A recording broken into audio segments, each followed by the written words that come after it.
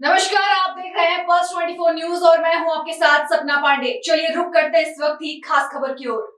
हुबली में पुलिस पर हमले की खबर सामने आ रही है, जहां हले हुबली घोड़ के प्लॉट में 2 लोगों की चाकू मारकर हत्या के मामले में पुलिस आरोपी को पकड़ने गई थी, जिसमें आरोपी ने पुलिस पर हमला कर दिया और वहां से भागने की कोशिश की। जवाबी फायरिंग में पुलिस ने उसके पैर में गोली मारकर उसे गिरफ्तार कर लिया। आरोपी ने मामूली बात पर 2 लोगों पर चाकू से हमला कर दिया था।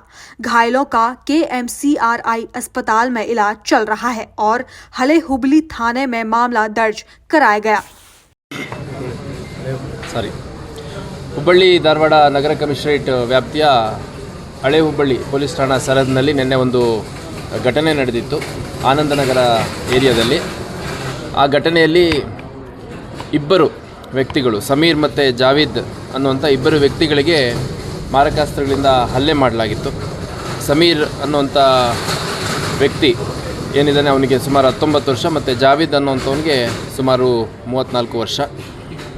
ಸಮೀರ್ ಅನ್ನೋವಂಥವನಿಗೆ ಹೊಟ್ಟೆಯ ಭಾಗಕ್ಕೆ ಮಲ್ಟಿಪಲ್ ಸ್ಟ್ಯಾಬ್ ಇಂಜುರೀಸ್ ಆಗಿತ್ತು ಮತ್ತು ಅವರ ಪರಿಸ್ಥಿತಿ ಸ್ವಲ್ಪ ಕ್ರಿಟಿಕಲ್ ಇದೆ ಅಂತ ಡಾಕ್ಟರ್ ಹೇಳ್ತಾ ಇದ್ದಾರೆ. ಅದ್ರ ಬಗ್ಗೆ ಡಾಕ್ಟ್ರು ಮಾತಾಡ್ತಾರೆ. ಮತ್ತು ಜಾವೀದ್ ಅನ್ನೋವಂಥವನಿಗೆ ಕೂಡ ಬಲ ತೋಳಿನ ಭಾಗದಲ್ಲಿ ಒಂದು ಮೇಜರ್ ಆರ್ಟರಿಗೆ ಇಂಜುರಿ ಆಗಿಬಿಟ್ಟು ಭಾಳ ಬ್ಲಡ್ ಲಾಸ್ ಆಗಿ ಅವನು ಕೂಡ ಕ್ರಿಟಿಕಲ್ ಇತ್ತು ಸ್ಥಿತಿ. ಅದ್ರ ಬಗ್ಗೆ ಡಾಕ್ಟರ್ ಹೇಳ್ತಾರೆ.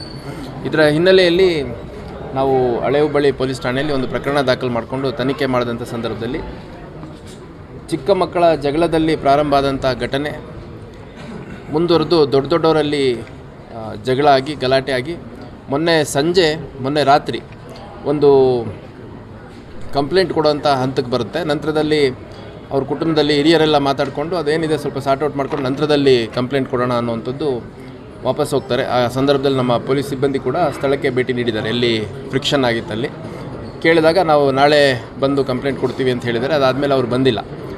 ಅದರ ಮಧ್ಯ ಈ ಮುಜಮಿಲ್ ಅನ್ನುವಂಥ ಒಬ್ಬ ಪ್ರಮುಖ ಆರೋಪಿ ಏನಿದ್ದಾನೆ ಇವನು ತನ್ನ ಸಹಚರರೊಂದಿಗೆ ಹೋಗ್ಬಿಟ್ಟು ಸಮೀರ್ ಮತ್ತು ಜಾವೀದ್ ಇವರಿಬ್ಬರಿಗೂ ಅಸಾಲ್ಟ್ ಮಾಡುವಂಥದ್ದು ಮಾಡಿದ್ದಾನೆ.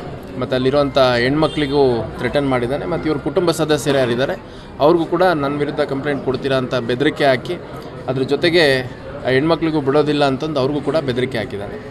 ಸೊ ಈ ಘಟನೆ ಆದ ನಂತರ ಕೂಡ ಯಾರು ವಿಕ್ಟಿಮ್ಸ್ ಇದ್ದರೂ ಅವ್ರನ್ನ ಹಾಸ್ಪಿಟ್ಲಿಗೆ ಶಿಫ್ಟ್ ಮಾಡಿದಂಥ ಸಂದರ್ಭದಲ್ಲಿ ಅವನು ಆ ಭಾಗದಿಂದ ಓಡೋಗ್ಲಿಕ್ಕೆ ಪ್ರಯತ್ನ ಮಾಡಿ ಅಲ್ಲಿ ಯಾರು ನೊಂದವರಿದ್ದಾರೆ ಅವ್ರ ಕುಟುಂಬ ಸದಸ್ಯರಿಗೆ ಕರೆ ಮಾಡಿ ಅಕಸ್ಮಾತ್ ನನ್ನ ಹೆಸರು ಏನಾದರೂ ಹಾಕಿ ನೀವು ಕಂಪ್ಲೇಂಟ್ ಕೊಟ್ಟರೆ ನಿಮ್ಮನ್ನಂತೂ ಜೀವಂತ ಬಿಡಲ್ಲ ಅಂತ ಒಂದು ಬೆದರಿಕೆ ಹಾಕಿದ್ದಾನೆ. ಮತ್ತು ಇನ್ಫ್ಯಾಕ್ಟು ಇನ್ನೂ ಹಣದ ಡಿಮ್ಯಾಂಡ್ ಮಾಡಿದ್ದಾನೆ. ನಿಮ್ಮ ಜೀವಂತವಾಗಿರಬೇಕು ಅಂತಂದರೆ ಇನ್ನೂ ಹೆಚ್ಚಿಗೆ ಸ್ವಲ್ಪ ಹಣ ಕೊಡಬೇಕು, ಇಲ್ಲ ಅಂತಂದರೆ ನಾನು ಹೆಂಗಾದರೂ ಮಾಡಿ ನಿಮಗೆ ಮತ್ತೆ ಬಂದು ಹೊಡಿತೀನಿ ಅಂತಂದು ಫೋನ್ ಮುಖಾಂತರ ಬೆದರಿಕೆ ಆಗಿರುವಂಥ ಘಟನೆ ಕೂಡ ನಡೆದಿದೆ.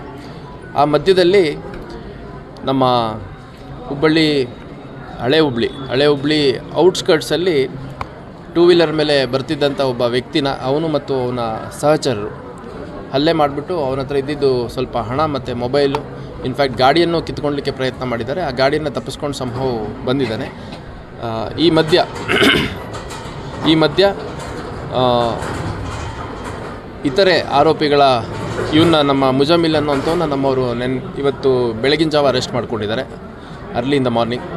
ಅದಾದಮೇಲೆ ಇತರೆ ಆರೋಪಿಗಳನ್ನು ತೋರಿಸ್ತೀನಿ ಅಂತಂದು ಮತ್ತು ಆ ಇತರೆ ಆರೋಪಿಗಳು ಇರುವಂಥ ಏರಿಯಾ ಎಲ್ಲಿದೆ ಅಂತಂದು ತೋರಿಸ್ಲಿಕ್ಕೆ ಹೋದಂಥ ಸಂದರ್ಭದಲ್ಲಿ ನಮ್ಮ PS ಇನ್ಸ್ಪೆಕ್ಟ್ರು ಮತ್ತು ನಮ್ಮ ಸಿಬ್ಬಂದಿ ಮೇಲೆ ಏಕಾಏಕಿ ಹಲ್ಲೆ ಮಾಡಿ ಓಡೋಗ್ಲಿಕ್ಕೆ ಪ್ರಯತ್ನ ಮಾಡಿದಂಥ ಸಂದರ್ಭದಲ್ಲಿ 2 ರೌಂಡ್ ಗಾಳಿಯಲ್ಲಿ ಗುಂಡು ಹಾರಿಸಿದ್ದಾರೆ.